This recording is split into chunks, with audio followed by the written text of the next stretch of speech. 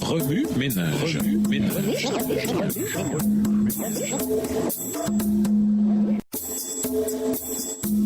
Remue ménage.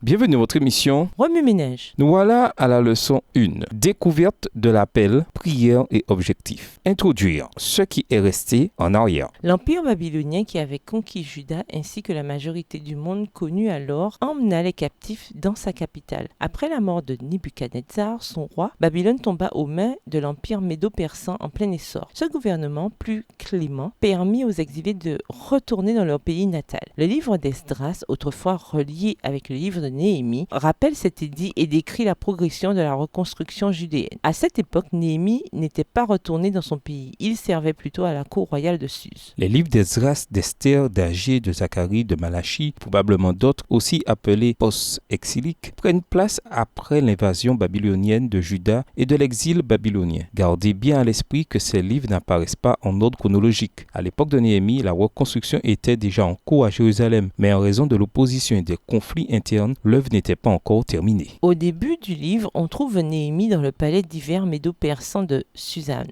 ou Suse, le lieu même de la grande fête d'Assuérus dans Esther 1 et de la vision de Daniel 8. Nous sommes dans la 20e année du règne du roi Artaxerxès, au mois de Kisle, autour de décembre-janvier. Ces détails de toile de fond semblent insignifiants. Cependant, ils sont cruciaux pour comprendre le récit et pour extraire les principes du leadership biblique pour nos sphères individuelles. Remue-ménage, écrivez Néhémie 1 à partir de la version biblique de votre choix. Si vous êtes pressé, écrivez Néhémie 1, les versets 4 à 11. Vous pouvez également réécrire le passage avec vos propres mots, tracer les grandes lignes du chapitre ou en faire une carte heuristique. Au revoir. Et à demain si Dieu veut.